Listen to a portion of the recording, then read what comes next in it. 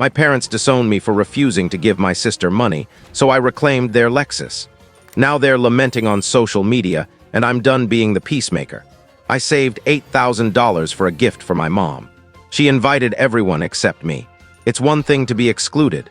It's another to see everyone else included. Not just my sister, but even her ex-boyfriend who once brought my mother to tears. Not just the neighbors, but even the girl next door who accidentally dented my father's car with a basketball and was banned from our driveway for 2 years. Everyone, except me and my kids, that hit me the hardest. My mother had claimed this year was too hectic. She suggested we skip the celebration. Next year, she promised, as if it were a minor schedule change. I agreed, and she ended the call like she was rescheduling a routine appointment. My kids had already made birthday cards.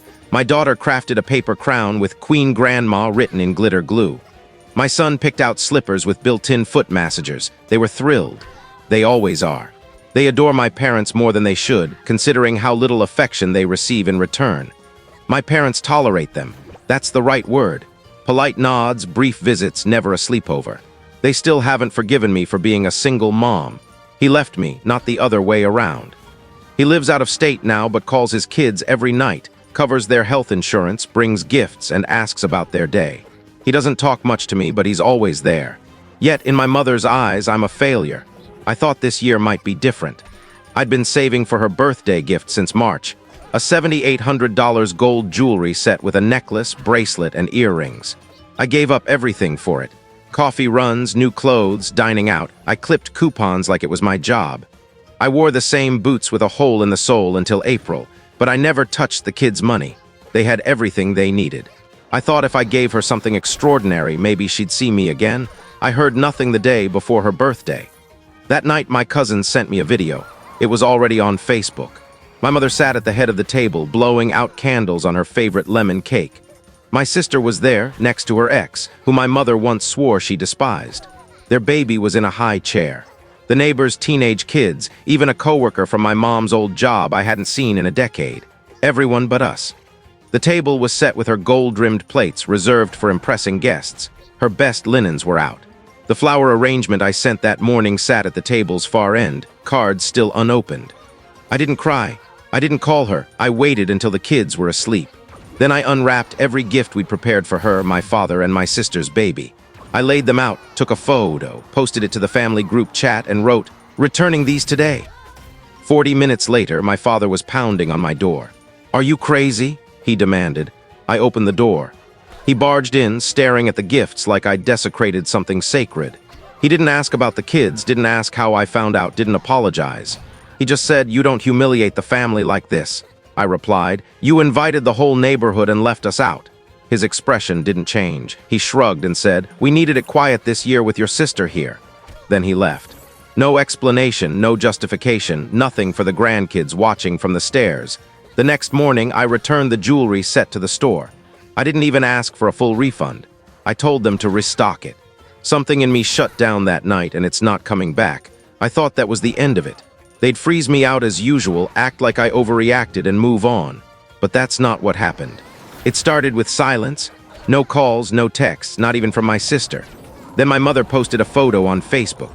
She and my sister sat on the porch, arms around each other, holding coffee mugs, looking like they lived in a perfect world. The caption read, "So thankful to have my baby home for a bit." That caught my eye. My sister lives across the country, supposedly thriving in tech marketing, real estate, or consulting. Her story changes every time my parents boast about her. She's always at shiny airports or sleek homes, candles glowing in the background. But in the photo, she wore the same hoodie from the birthday video. Hair tied back, no makeup, tired. I didn't think much of it until Aunt Leah called. She only calls when someone's dying or drunk. She asked if I knew my sister had been at my parents' for nearly a month. She'd seen her at a grocery store a few towns over, using WIC vouchers. I stayed quiet a week later. It was confirmed. My mother mentioned it casually in a call with Leah, who told me. My sister lost her job 6 months ago, racked up debt trying to keep up appearances, sold her furniture, and flew home with 2 suitcases and a completely different story. My parents kept it secret, pretending she was just visiting, still their perfect, successful daughter. But she's living in my old room. They're paying her car insurance and phone bill, calling it temporary. Meanwhile, I heard nothing from them, no apology, no explanation. That weekend, my father texted, "Can we talk?" I didn't reply. Hours later, my mother texted, "Your sister's going through a lot. It's been tough on us. We need to talk." I stared at the message. Not one word about what they did to my kids, nothing about the dinner, the gifts, or the yelling on my porch. Just a demand. I ignored it. My sister texted, saying she wanted to clear the air. I asked, "Why now?" She said, "They think you might help." No apology, just desperation. I didn't respond right away. I let her wait. I didn't open her follow-up voice message claiming, "I didn't know they weren't inviting you, I swear." Maybe she didn't at first, but she knew when the food was served and my kids weren't there. She knew when my seat was empty. I asked, "What do they want?" She replied, "They want you to help me financially." No sugarcoating, no pretense of fixing things. I almost laughed. They wanted money from the daughter they excluded, whose kids weren't worthy of a seat at the table. Instead, I texted my mother asking to meet in person. She replied, "Thank God, your dad and I hoped we could move past this." She said they'd come over. I offered to cook. When they arrived, my mother brought a pie. My father brought his usual arrogance. They acted like nothing happened. I greeted the kids. My daughter clung to me. My son didn't look up from his tablet. We sat, ate, made small talk. Then my mother said, "You know your sister's situation. She's struggling. It's not her fault the company downsized. We hoped you could help her get back on her feet." I nodded, pretending to consider it. Then I said, "Sure, I'll help her find a job." She blinked. "Well, yes, but we meant something more immediate, like rent, groceries, or fixing her car." I paused. "Helping her find a job is immediate." My father cut in sharp. "She's not used to those kinds of jobs. She needs something that fits her experience." I said, "She can work with what she's got." They went quiet. My mother glanced around, eyeing my new couch and upgraded kitchen tiles, paid for with my money, my work, my choices. Then she said, "If you're going to be like this, we'll manage without you." I stood, took her pie, and set it gently in the trash. "Hey," I said. They left without another word. That night, I emailed a friend in staffing.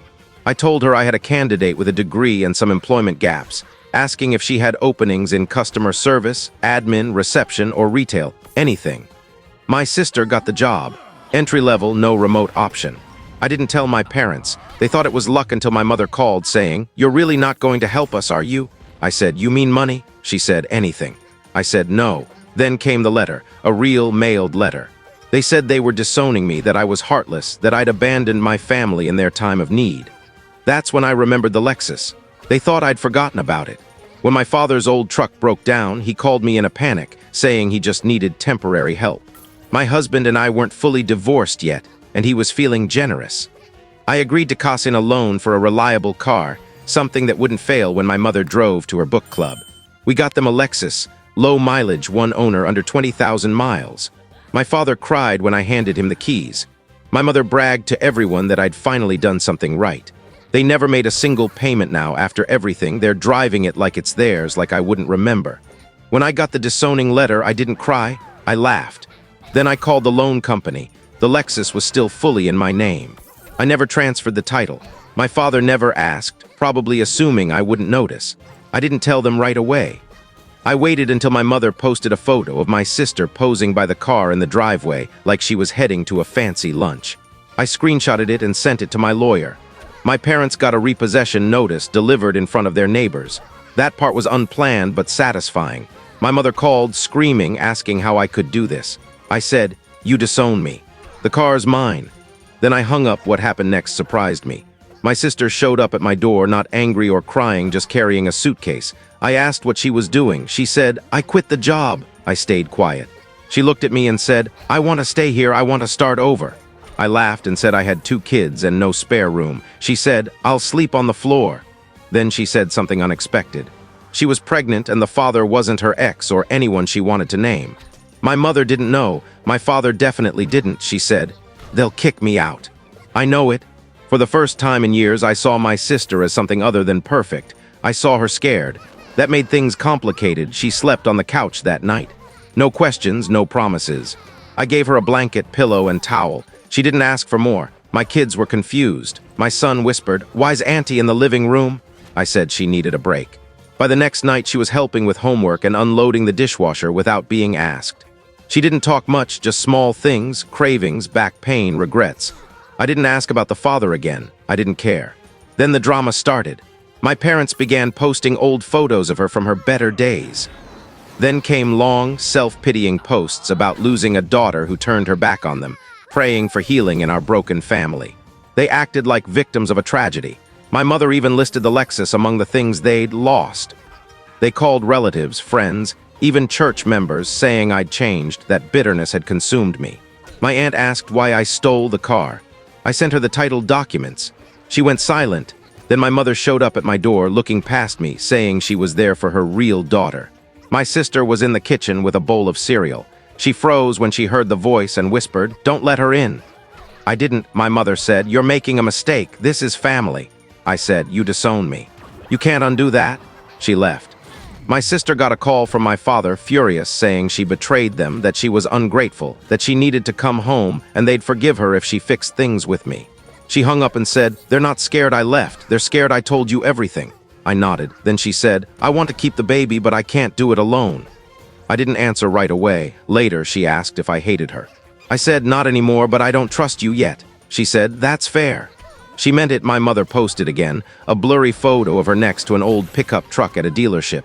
Caption, "New beginnings." A family friend asked, "What happened to the Lexus?" My mother replied, "Ask Grace." So I did. I commented, "Sold." I paid off the loan and used the rest for my kids. She didn't respond, but I know she saw it. The Lexus sold fast. Low mileage, clean title, high demand. A man from 2 towns overpaid in full and drove off smiling like he'd won a prize. I watched from my window, not happy, not sad, just still. I used some of the money to clear the loan. The rest went to the kids' college fund and a small envelope labeled "Whatever comes next." My sister stayed on the couch.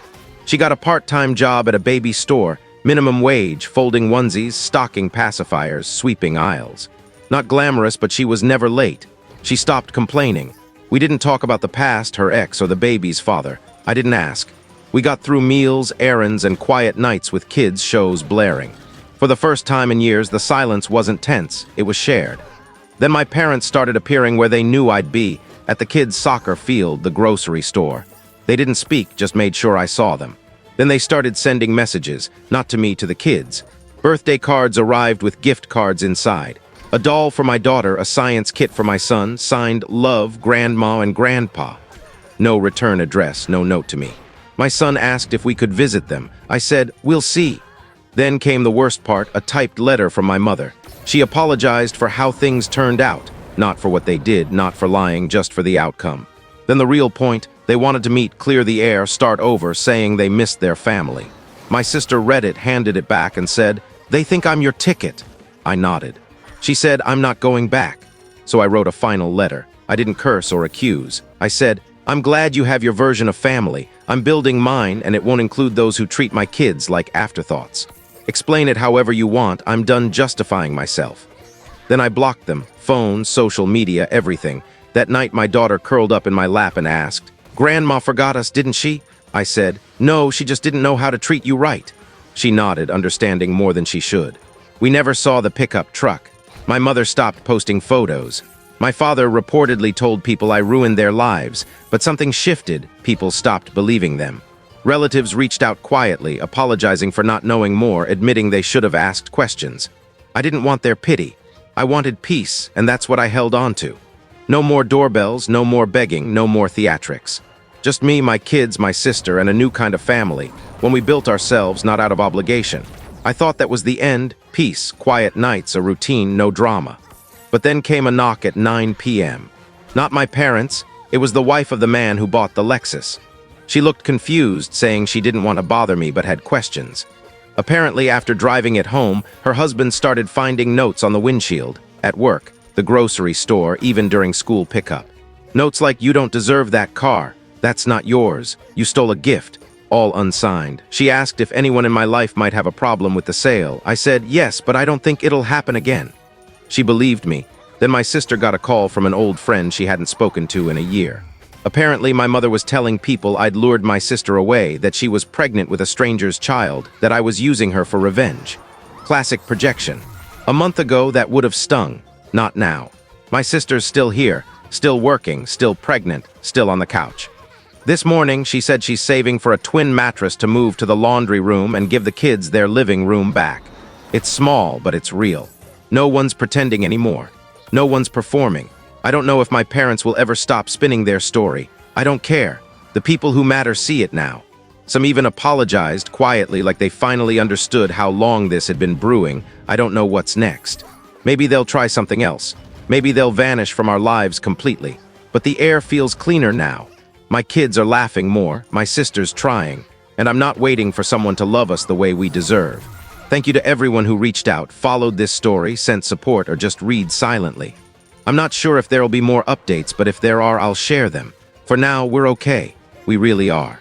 Thank you for watching my story. If you enjoyed it, please subscribe and press the bell icon. Stay tuned for more real-life stories, get more experiences.